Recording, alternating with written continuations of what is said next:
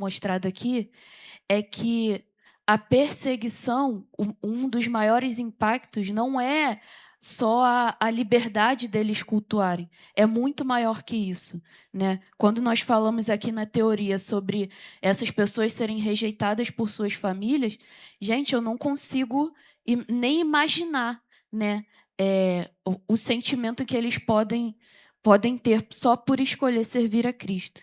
E eles não podem compartilhar, né, de forma livre, nem com seus amigos, com seus familiares, e nem mesmo onde eles trabalham. Outro impacto, né, os convertidos lá, eles perdem, né, as amizades, oportunidade de emprego, e têm seus laços familiares, né, ruins, desfeitos, né? E mais um impacto que, obviamente, nós podemos ver é o espiritual. Como eles são impossibilitados de frequentar igrejas, eles dependem de pequenos encontros secretos. E mesmo assim, com muitas dificuldades, justamente para tentar manter a comunhão com seus irmãos em Cristo.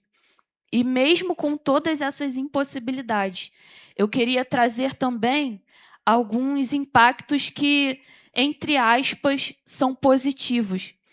E um deles é a dependência de Deus. Porque como o recurso humano deles é bem reduzido, eles aprendem a confiar em Deus e depender, assim, de uma forma muito sincera. Não é só falar eu dependo de Deus, não, eles vivem isso de forma assim, com toda a sua vida eles dependem de Deus. E o segundo aspecto que eu quis abordar foi a vida de oração que eles têm, muito profunda. Como eles são perseguidos frequentemente, eles acabam buscando a Deus de uma forma muito constante, né? Tem uma vida de oração bem constante. E o terceiro, que para mim é o que mais mexeu comigo, é a valorização da palavra de Deus. Enquanto aqui eu digo até mesmo na nossa igreja, muitas das vezes nós negligenciamos o ensino da palavra de Deus. E lá, só deles lerem uma passagem, é como se fosse um tesouro que eles precisam guardar em seus corações. É um privilégio eles lerem um versículo. E muitas das vezes nós negligenciamos isso. Novamente eu digo que não é só a liberdade de cultuar que é a perseguição. Lá, um pouco do que pode ajudar os nossos irmãos é a tecnologia, que é o que ajuda, né, às vezes eles se reunirem, ter algumas reuniões dessas reuniões secretas que eu disse, porém com muita dificuldade, porque lá o monitoramento ele é muito rigoroso. Então, eles precisam fazer de uma forma muito cautelosa. E algo também que eu achei bem ruim, né, que os estrangeiros que vão trabalhar lá, eles sofrem consequências específicas em seus trabalhos, justamente por ter alguns tipos de lei, algum tipo de, sei lá, algum decreto que é específico para os estrangeiros que trabalham lá e são cristãos. Ou seja, só por eu ser cristão eu já sofro um tipo de perseguição, e por eu ser estrangeira eu sofro uma perseguição específica. Tem algumas consequências que eu sofro justamente por eu ser estrangeira. E todos esses fatores que foram abordados aqui sobre a perseguição, como eu disse, não afeta só a liberdade do culto, mas também os aspectos emocionais, familiares, espiritual, profissional e social. Cumprimentos, meus compadres, Senhor. Hoje eu vou estar falando rapidamente sobre as mudanças recentes e os desafios futuros. Nos últimos anos, a Arábia Saudita passou por mudanças importantes. O governo lançou projetos de modernização econômica e social, conhecidos como Visão 2030, que busca diversificar a economia e ampliar a participação internacional do país. Essas reformas trouxeram algumas transformações culturais e maior abertura em determinadas áreas da sociedade. Houve flexibilização de algumas regras sociais e aumento da participação feminina em diferentes setores. A Visão 2030 abre diversos potenciais investimentos internacionais na Arábia Saudita, em setores pouco explorados pelo governo, como mineração, logística, indústria bélica e turismo religioso. Um dos objetivos da Visão 2030 é alcançar a igualdade de gênero, empoderar todas as mulheres e meninas e adotar e fortalecer políticas sólidas e legislação aplicável para a promoção da igualdade de gênero e o empoderamento de todas as mulheres e meninas em todos os níveis. Bem, como está escrito aqui, essa Visão 2030 visa o desenvolvimento econômico, social, o crescimento, o crescimento desse povo, né? Já é de alguns anos, se eu não me engano, tem mais ou menos 10 anos, desde 2016, que iniciou esse projeto, e esse projeto vai visar exatamente isso, essa flexibilidade, essa mudança, essa mudança a respeito da dureza, né? Então, esse projeto vai visar exatamente isso, a flexibilidade a respeito de muitas coisas, até mesmo olhando para o lado da mulher, onde não se tem direitos, não se tem muitos direitos. Porém, com esse projeto, se começa a abrir, né, as portas e começa a ter uma certa flexibilidade e começa a se ter, né, alguns direitos. Alguns direitos. Peraí. Entretanto, quando falamos de liberdade religiosa, as mudanças ainda são limitadas. A prática pública de religiões diferentes do islamismo continua enfrentando restrições significativas. Organizações internacionais de direitos humanos frequentemente apontam a necessidade de avanços na proteção da liberdade de consciência e religião. Bem, como os irmãos falaram aqui a respeito, né, disso, da perseguição, da opressão que esse povo sofre por professar a sua fé, por crer no Senhor, por escolher crer em Jesus. Foi falado aqui das perseguições, das retaliações, do quanto eles sofrem, muitas das vezes no emprego, dentro da família, no caso, precisando de um aumento, precisando de um cargo elevado para se viver bem, conhecendo, as pessoas conhecendo que essa pessoa crê em Cristo, esse cargo é negado. No caso, essa promoção é negada. E se tratando de ainda mais de um muçulmano, ou então quem se converte do islamismo para o cristianismo, é ainda mais rigoroso para essas pessoas. É ainda mais difícil, podendo chegar à pena de morte, podendo chegar à pena de morte para essas pessoas. Essas pessoas perdem seus direitos, essas pessoas perdem suas famílias. E vou ler aqui. A maioria dos cristãos na Arábia Saudita são trabalhadores migrantes. Eles são afetados por políticas difíceis, exploração, vigilância reforçada das comunidades e podem sofrer abusos devido à sua etnia e baixo status social. É proibido compartilhar a fé e, se descobertos, correm risco de prisão e deportação. A maioria dos muçulmanos que se converte a Cristo na Arábia Saudita nunca contará à família sobre sua nova convicção. Eles devem viver sua fé em segredo, com extrema cautela e discrição. É por isso que muitos cristãos sauditas sofrem com solidão.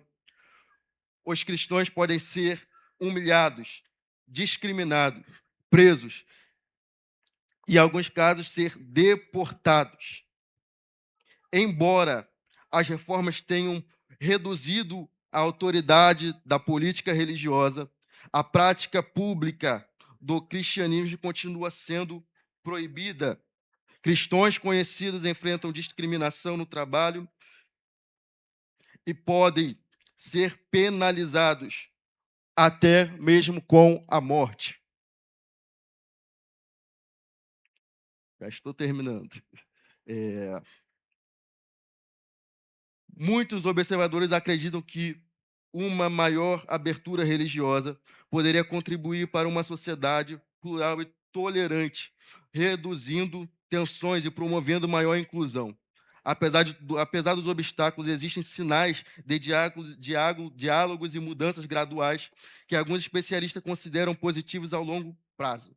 No entanto, para muitos cristãos sauditas, a realidade diária ainda é marcada pela necessidade de discrição e cautela na vivência de sua fé.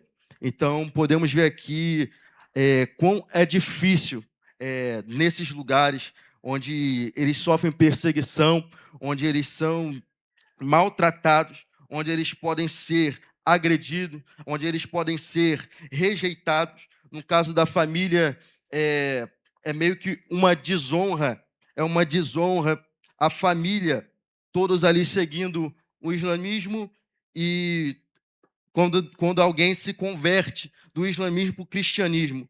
Por isso que há essa rejeição, porque, infelizmente, esse acaba cegando as pessoas e fazendo com que, ao a pessoa dizer ou professar a sua fé, até mesmo no meio da sua família, ela pode ser denunciada e, assim, ela pode ser punida severamente por simplesmente crer em Jesus, por simplesmente professar a sua fé, por simplesmente dizer que Jesus salva, cura, liberta e transforma.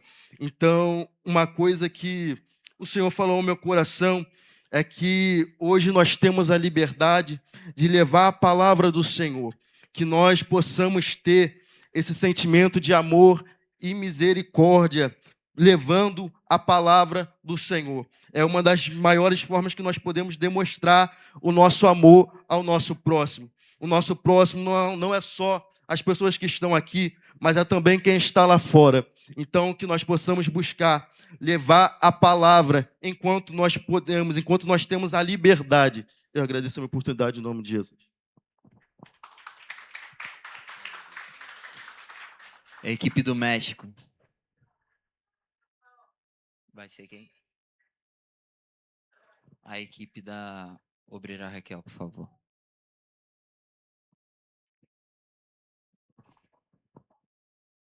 A paz do Senhor, igreja, bom dia. Serei bem breve.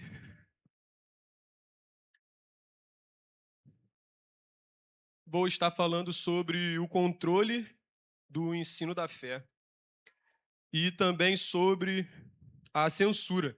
Pode pular para mim, por favor, o slide? Porque os dois assuntos, um fala sobre o outro. Na China, é um pouco diferente dos outros países, ainda mais países considerados pobres, porque a tecnologia na China é muito alta. É um país multimilionário. Então, essa censura ela começa a partir do momento que você coloca o seu pé para fora de casa. Por quê? Há entre 600 e 700 milhões de câmeras espalhadas em todo o país. E com isso, qualquer atividade que o governo não permite é monitorada muito rápido, gente. Então, rapidamente, algum agente do governo chega para poder parar aquele certo tipo de atividade. Então, quando se é sobre atividades religiosas, é mais rápido ainda, porque qualquer oposição ao governo é considerado um ataque. Então, a partir do momento que alguém começa a pregar em certos lugares que não são permitidos, ou que carregam uma Bíblia, a partir desse momento, os agentes entram e tiram isso de ação. E isso também engloba muito a parte do ensino da fé, porque menores de idade não podem ter acesso a Bíblias, a palavra de Deus ou a qualquer outra religião na China, porque o governo entende, se você ama um Deus acima de tudo, você não vai se sujeitar a um governo que fique abaixo de Deus. Então eles trabalham dessa forma, porque o governo da China é um governo ateísta. E a partir do momento que as religiões entram, isso atrapalha aquilo que o governo pensa, amém? Pai do Senhor. Pode passar. Igrejas não registradas na China são consideradas ilegais. Cruzes, símbolos, eles podem ser removidos dos prédios e o governo exige que as igrejas protestantes façam parte do movimento patriótico. É como se aqui na nossa igreja não pudesse ter essa fachada e quanto menos a cruz. Eles não aceitam, o governo, eles permitem, eles entendem que está infringindo a lei deles, do governo. Lá na China, apenas igrejas registradas e supervisionadas pelo Estado podem continuar. O governo chinês ele afirma que essa é uma medida que visa cumprir a legislação e manter uma ordem. Enquanto críticos argumentam que eles restringem, sim, a liberdade religiosa e prática. Muitas igrejas, independentes, eles preferem ter igreja dependente, como igrejas domésticas. O que é isso? Igreja dentro da sua casa. E não pode fazer barulho. É igreja totalmente como se fosse um encontro doméstico, mas não pode haver câmeras, não pode haver barulhos, como os louvores, às vezes louvores pentecostais, como a gente fazem aqui, não pode haver. A igreja é totalmente doméstica, sem placa, sem nada. Eles preferem esse tipo de igrejas lá, porque as igrejas não podem ter acesso ao público.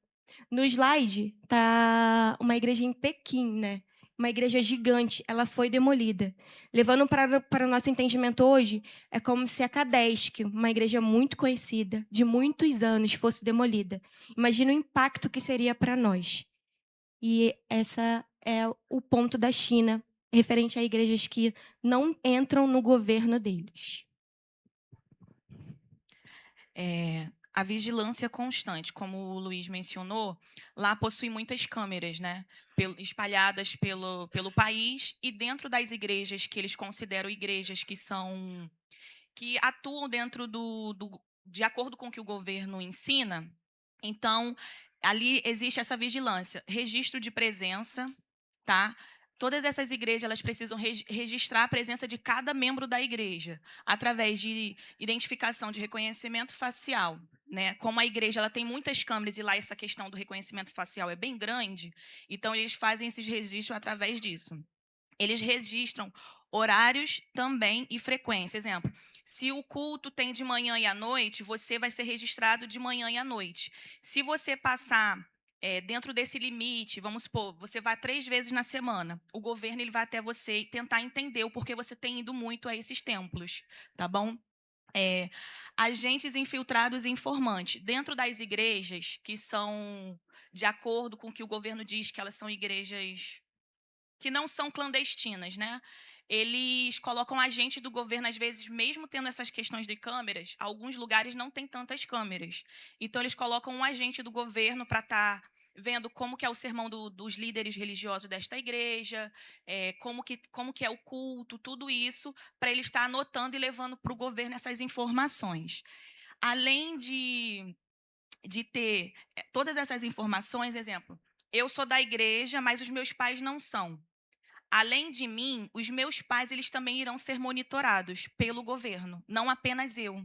Os meus pais também, toda a família deste membro passa a ser monitorada pelo governo. E essa vigilância de igrejas domésticas são pessoas que não querem se submeter a essas questões que o governo passa. Então, eles tentam fazer cultos domésticos em casa, de forma secreta mesmo. Então, eles ficam tentando supervisionar essas igrejas domésticas para que eles venham aí e acabar com elas. Por quê? Isso é clandestino. Então, não toda a região da China, mas grande parte dela, eles atuam desta forma, tá? Não é apenas uma região específica. Cada área lá vai de acordo com a região mesmo que eles vão adotando essas medidas.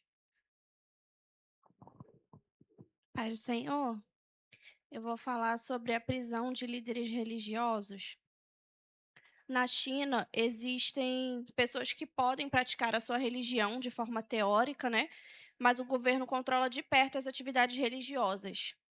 Igrejas e outros grupos religiosos precisam ser registrados e seguir as regras do Estado. Quando um líder religioso realiza cultos sem a autorização ou se recusa a aceitar esse controle, ele pode ser investigado, preso ou sofrer algumas outras punições. As acusações são de crimes comuns, como, por exemplo, fraude, perturbação da ordem pública ou operações comerciais ilegais.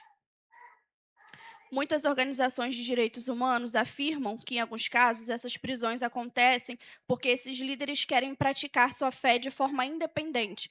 Por isso, muitos cristãos se reúnem em igrejas domésticas, que funcionam de forma discreta para evitar problema com as autoridades, como a Dai falou aqui sobre as igrejas domésticas, né? E esses líderes religiosos são presos normalmente por não aceitar, né, a forma que o governo impõe, porque de uma forma meio disfarçada, né? Eles até dizem que as pessoas têm o direito ali de praticar as suas religiões, têm o direito de fazer o que bem entendem, mas de acordo com o que o governo determina. E como a Dai falou, cruz, por exemplo, é algo que não pode ter nas igrejas. As fachadas não podem demonstrar que aquilo ali é uma igreja.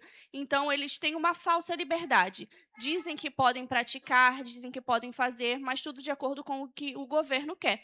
E aí, no caso, se alguma igreja faz diferente daquilo que o governo está propondo, né, ou está ordenando, esses líderes religiosos podem ser presos. E também nos cultos domésticos, se eles, por exemplo, chegam em uma casa que está tendo um culto doméstico, eles procuram saber quem é o responsável por aquele culto, quem é que está, vamos dizer assim, para a gente aqui, como quem fosse o pastor daquele culto, quem é a pessoa que está ali levando a palavra, e essa pessoa é levada presa, né, por estar descumprindo aquilo que o governo pediu para que eles fizessem. Próximo slide. Agora? Amém. Então, irmãos, em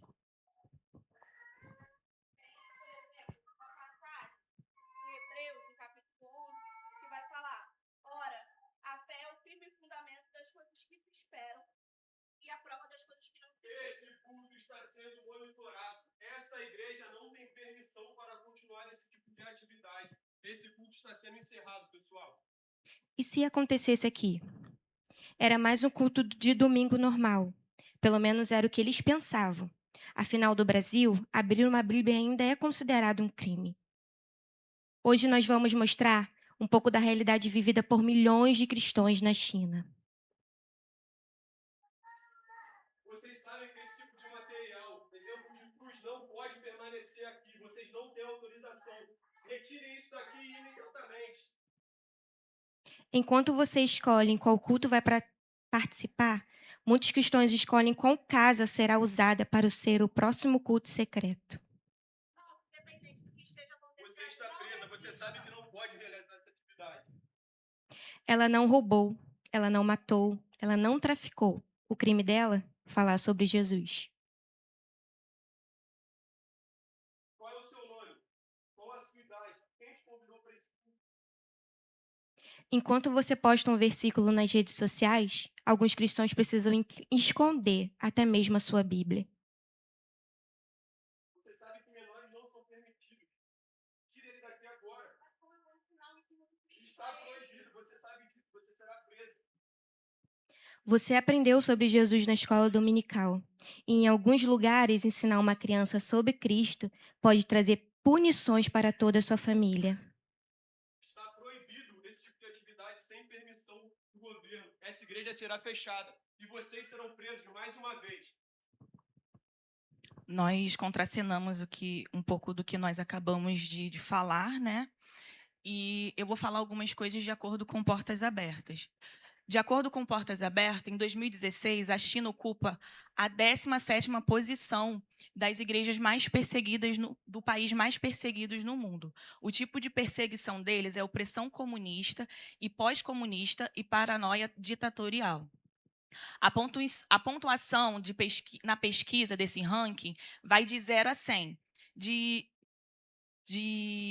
0 a 100, a China ocupa pontuação número 79, o que se enquadra na perseguição severa.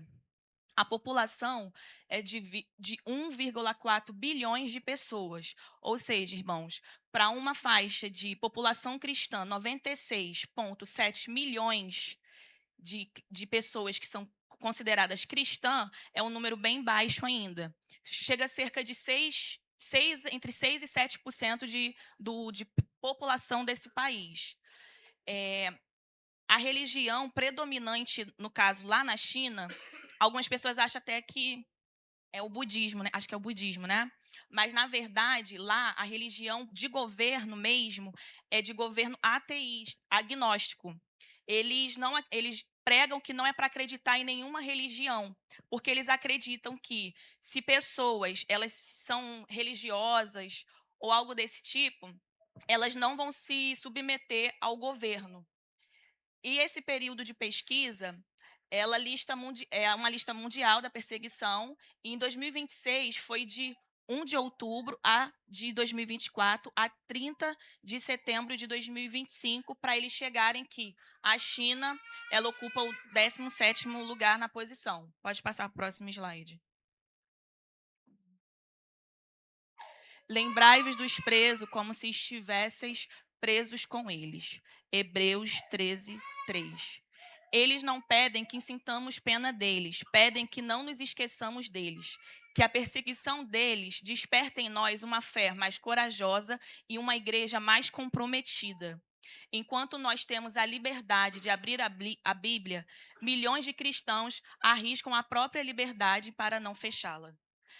Vou pedir para o obreiro, o irmão Murilo está soltando um pequeno vídeo, e assim nós vamos estar encerrando, né, a nossa participação.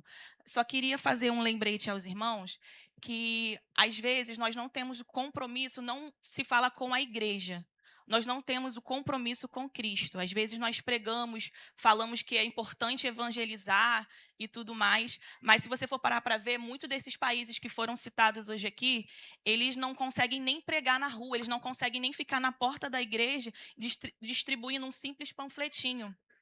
E você vê que lá é como se eles tivessem essa liberdade que nós temos, porque eles fazem de tudo para adorar o nome do Senhor, para ouvir a palavra, que nós possamos ser sedentos por Cristo e possamos nos lembrar dos nossos irmãos quando o desânimo bater, que aqui nós temos essa liberdade de ouvir a palavra de Deus, de falar da palavra de Deus e de seguir Cristo, por enquanto, irmãos.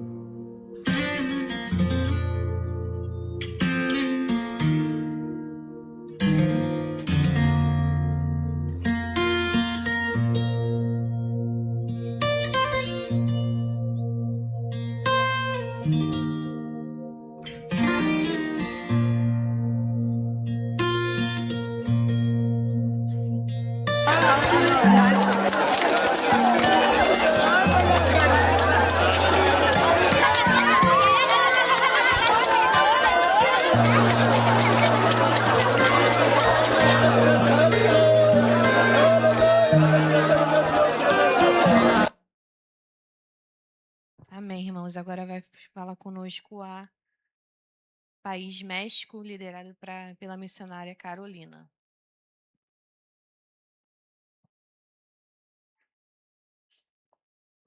Paz do Senhor, irmãos. Hoje nós vamos estar falando do México, que é um país que também tem enfrentado perseguição. E o México ele se encontra localizado na América do Norte e faz fronteira com os Estados Unidos. E hoje ele está ali é localizado, né, é banhado pelo Oceano Pacífico. E a capital do México é a cidade do México. Quando se fala da população do México, ele tem cerca de 132 milhões de habitantes. E de toda essa população, a língua predominante ali é a língua espanhola. E ele é o país mais populoso que tem essa língua espanhola. Quando se fala do cristianismo no México e falamos dos protestantes, tem cerca de 18 a 22 milhões de pessoas. Isso equivale a 14 a 17% dessa população.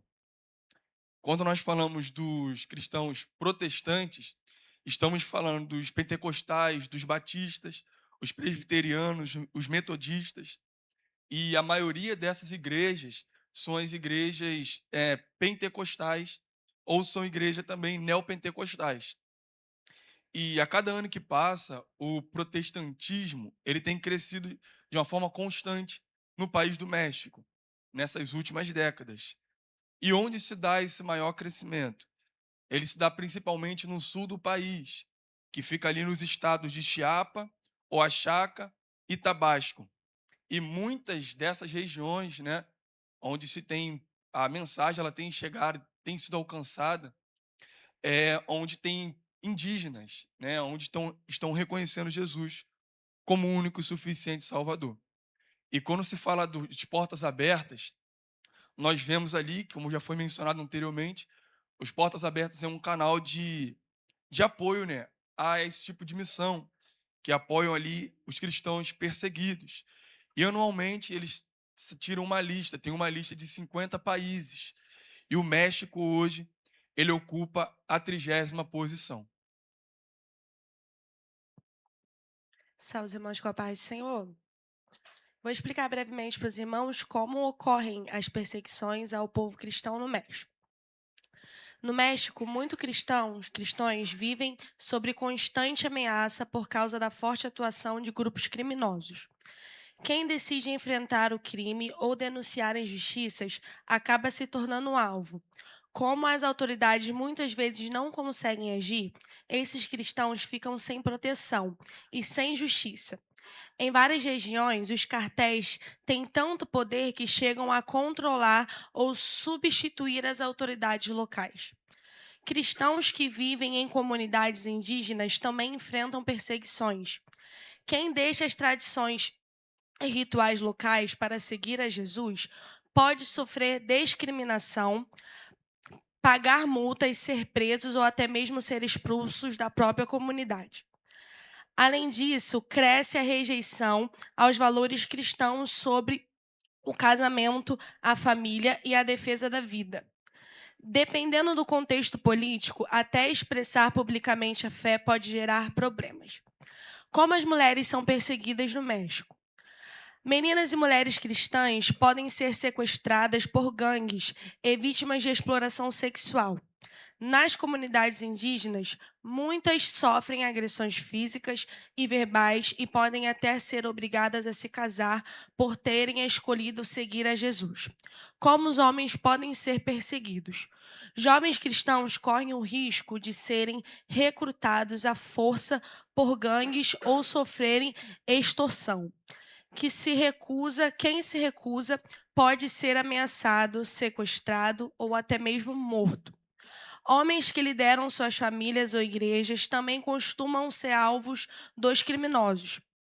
Já os cristãos convertidos de origem indígena enfrentam agressões, discriminação e perseguições dentro das próprias comunidades. Vou ler uma frase citada por uma menina de 10 anos, moradora do México. E ela disse assim: "Nós, os cristãos, somos rejeitados porque não seguimos as tradições, não vivemos do jeito que eles esperam que nós vivamos." Bom dia, a paz do Senhor Jesus. Hoje eu vou relatar aqui o testemunho do mexicano Maurício, indígena perseguido. Como já foi falado aqui, as tradições e costumes nas tribos indígenas ou comunidade, elas são muito fortes e enraizadas. Aqueles que não seguem o costume dos seus pais e dos seus ancestrais, eles são expulsos das suas comunidades e perdem o seu direito à terra e aos seus bens. O sofrimento do Maurício começou quando ele aceitou Jesus. Ele foi preso por 24 horas, ele e a sua esposa. Teve que abandonar o seu trabalho, né? Foi destituído da sua comunidade, perdeu o direito à água potável, aos serviços públicos por 7 meses. Maurício, passando por todos esses problemas, ele não negou a sua fé. Ele humildemente orou, pediu ao Senhor para que salvasse a comunidade onde que ele fazia parte.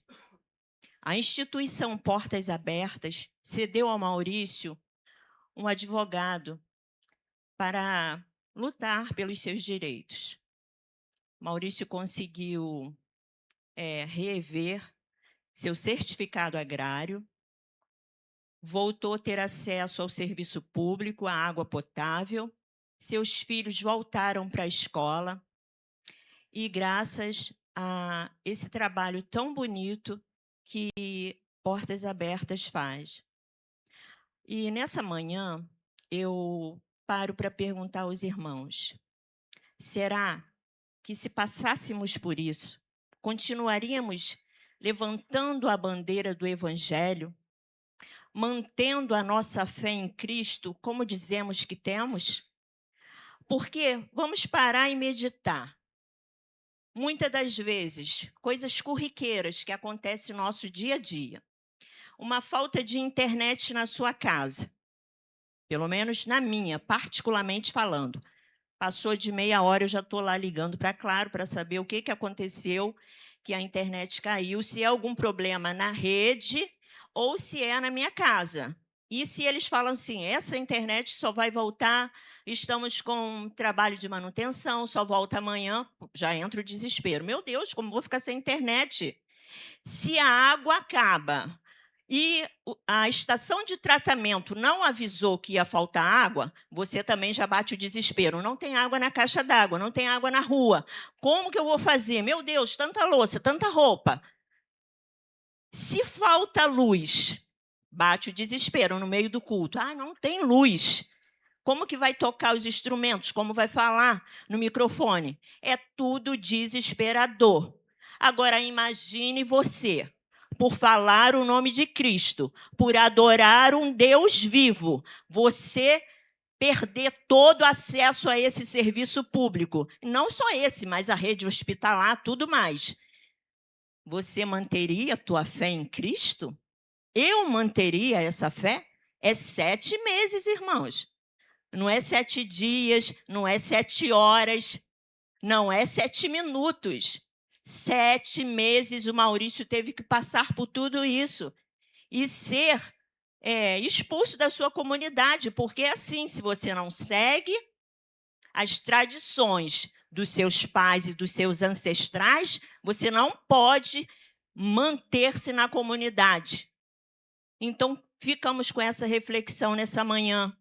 Até onde vai a minha fé? Até onde vai a nossa fé?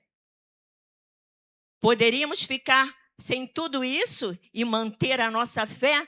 É como já foi dito aqui, negaríamos o nome do Senhor? Ou permaneceríamos louvando e exaltando o nome desse Deus vivo? Pai Senhor para a igreja. Eu irei falar sobre a reflexão bíblica.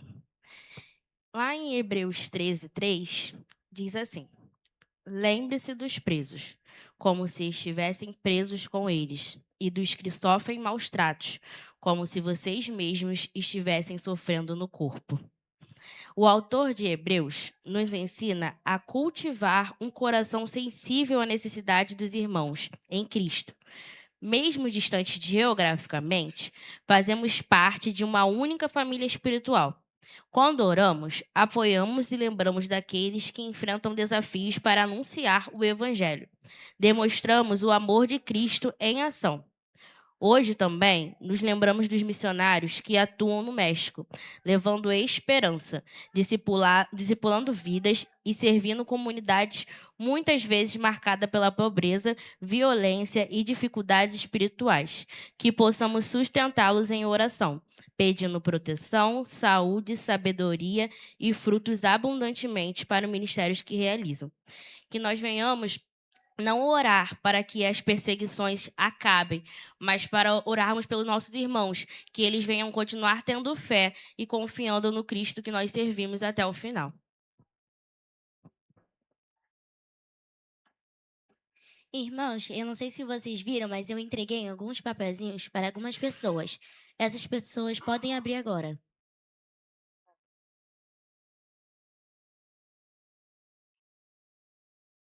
Você continuaria seguindo Jesus mesmo assim? Irmãos, que a gente possa refletir sobre tudo isso que foi falado. Amém, irmãos. E no próximo slide vai trazer como a gente pode ajudar, né? Porque a gente ouve tudo isso e a gente vê que não é a nossa realidade. E fala assim, Carol, como eu posso ajudar a igreja perseguida e tudo mais? Você pode ajudar orando, irmãos. Às vezes a gente fala assim, eu quero orar, mas eu nem sei pelo que orar. Irmãos, tem muitas bandeiras que a gente pode levantar durante a oração. Uma delas é a igreja perseguida. Então, todas as vezes que você for orar, lembre dos missionários que estão fazendo missões e lembre dos cristãos que estão sendo perseguidos por isso. Então, você pode ajudar orando. Segundo, como você pode ajudar? Você pode acessar o site do Portas Abertas. Lá vai estar uma explicação do que é o Portas Abertas. Lá vai estar falando, pedindo. Todos os dias eles atualizam colocando pedido de oração para certo país. Eles atualizam colocando o que aconteceu em tal país, o que aconteceu com tal família, tem testemunhos. Então, você pode ajudar também acessando o site do Portas Abertas e se comprometendo todo mês em fazer uma doação. Não é muito, eu acredito, se eu não me engano, o valor mínimo da doação é de R$ 10. Então, assim, como eu posso ajudar a igreja? Doando, com valor monetário. Para que essa doação? Para manter esses missionários na missão. E para levar, também, fazendo ação social em questão desses lugares. Então, assim, essas são uma das formas que você pode ajudar. Porque, assim, a gente está ouvindo tudo isso aqui, mas o que a gente vai fazer a partir do que estamos ouvindo? Né? Vai ficar só como um conhecimento teórico ou nós vamos fazer algo para fazer parte daquilo que Deus está fazendo? Então, o Senhor está nos chamando para fazer parte daquilo que Ele está fazendo. Amém? E nós agradecemos a oportunidade.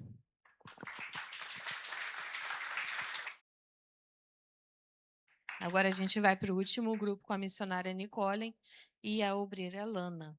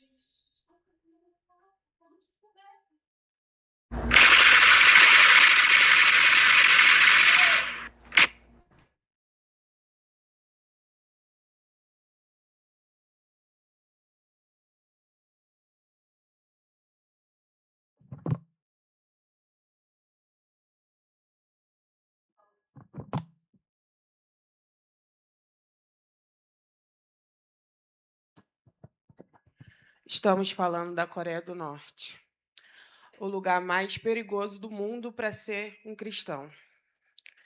Há anos, ele ocupa o primeiro lugar na lista mundial da perseguição à missão Portas Abertas. Lá, ser cristão pode custar a própria vida.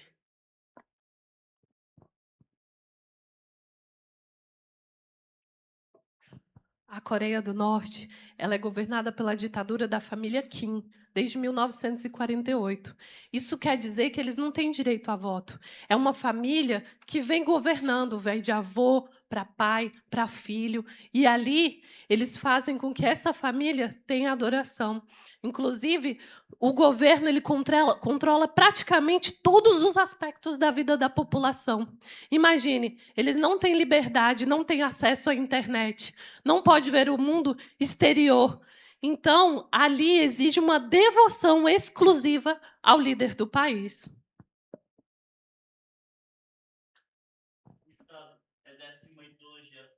O Estado exerce uma ideologia oficialmente ateísta, mas, ao mesmo tempo, exige que a população trate os líderes da família Kim com uma devoção semelhante à adoração. Não há espaço para qualquer outra fé. Por isso, quem confessa que Jesus Cristo é o Senhor passa a ser considerado um inimigo do Estado. Possuir uma Bíblia, orar ou falar sobre Jesus Cristo é visto como um crime. Os cristãos, eles não podem cultuar livremente. Eles vivem escondidos em casas ou lugares, sempre com medo de serem descobertos.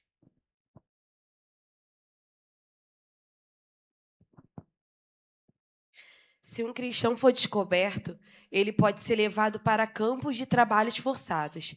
Muitas das vezes, toda a sua família também é presa, porque eles acreditam que a fé deve ser eliminada por gerações. Nos campos de prisioneiros, muitos enfrentam fome, trabalhos forçados e outras graves violações dos direitos humanos. Muitos nunca mais voltam para casa.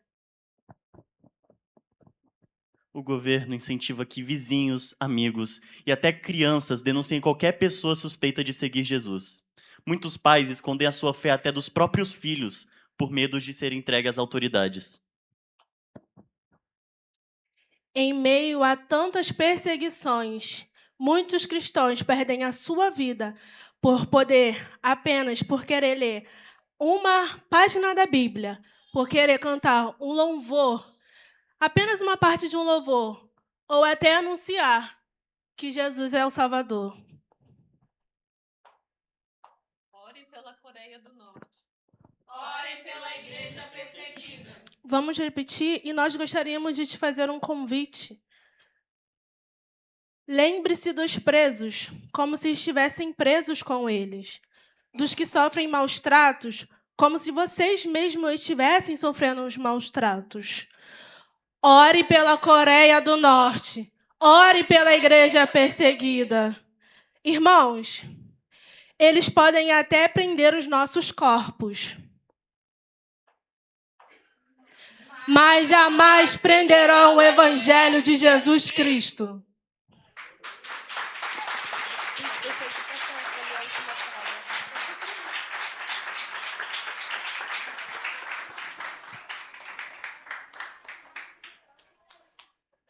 Eu vou falar rapidamente das estatísticas.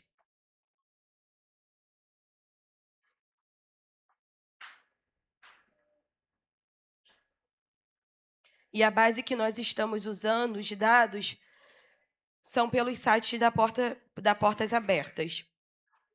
O tipo de perseguição da Coreia do Norte é uma perseguição comunista e pós-comunista, paranoia, ditatorial.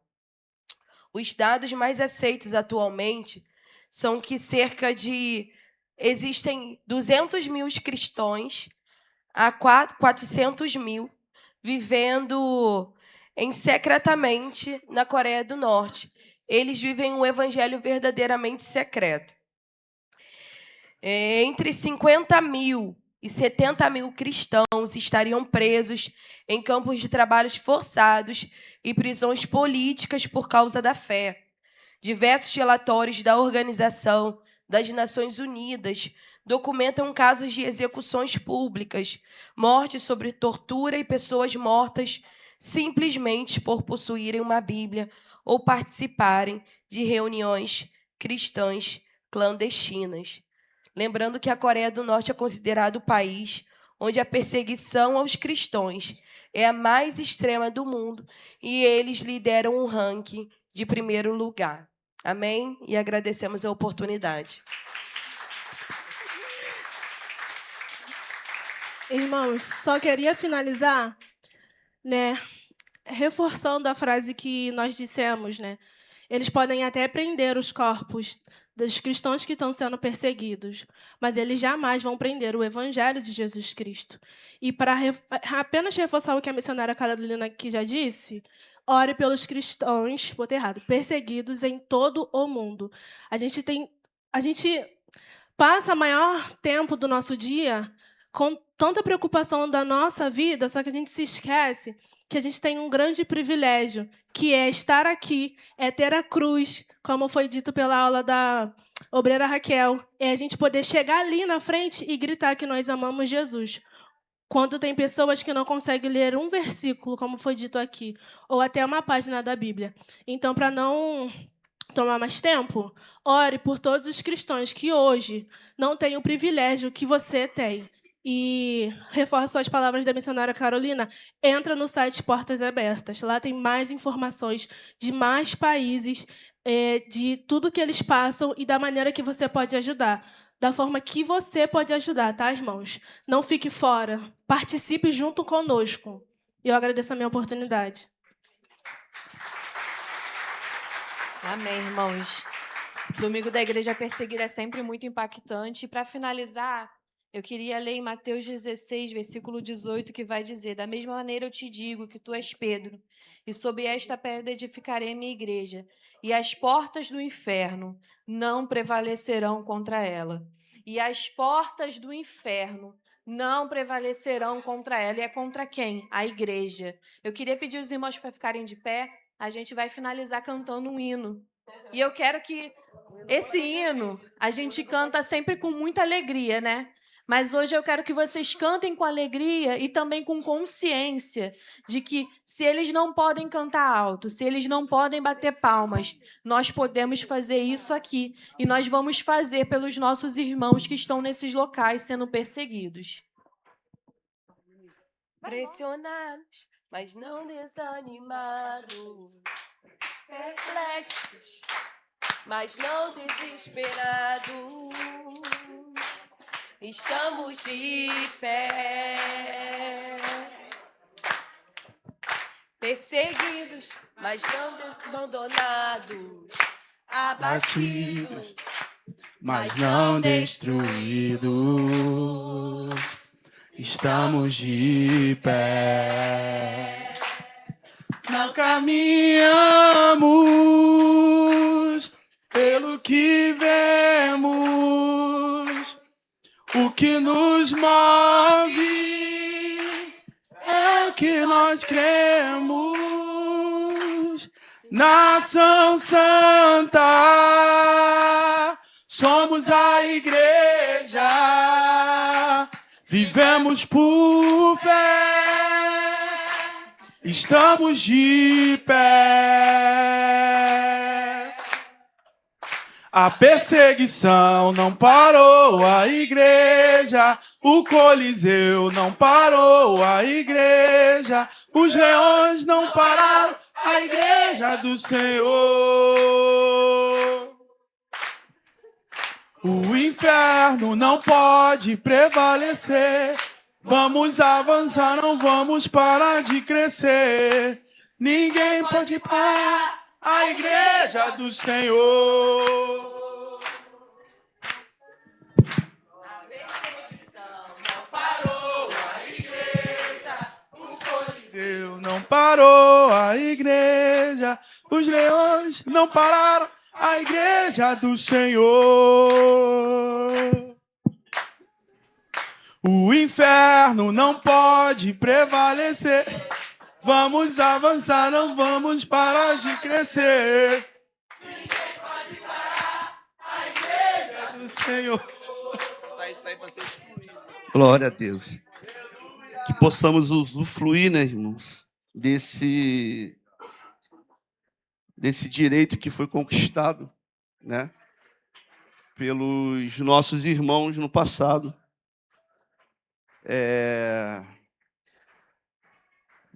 Eu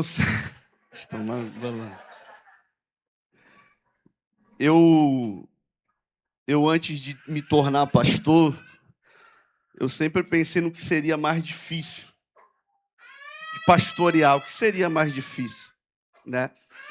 Porque a gente sabe que estar no altar pregando não é a parte mais difícil, né? Então, qual é a parte mais difícil, irmãos? É não se contaminar. Qual é a maior dificuldade hoje, para mim, que sou pastor, é a quantidade de desculpa que eu ouço quando a pessoa não vem ao culto. Hoje o meu maior desafio é isso. Não é a dedicação, não é o esforço, não é abrir mão da família, do tempo, nada disso. É ouvir muitas das vezes alguém falando, eu não vou ao culto por causa disso, e não deixar com que isso entre no meu coração. É a parte mais difícil. Porque quando a gente olha os relatos e tudo que foi falado aqui, irmão, é até constrangedor cantar esse hino. Eu postei esses dias no meu WhatsApp sobre esse hino, né? Eu sei que a nossa luta é outra, né? A gente não vai enfrentar esse tipo de perseguição, tampouco o Coliseu, né? A nossa luta é contra a preguiça. A nossa luta é contra o tempo frio, é muitas das vezes um tempo chuvoso. Essa é a nossa luta. Ansiedade, depressão, mas que nós possamos nos inspirar, né, nesses irmãos que verdadeiramente colocam sua vida em risco para professar a sua fé.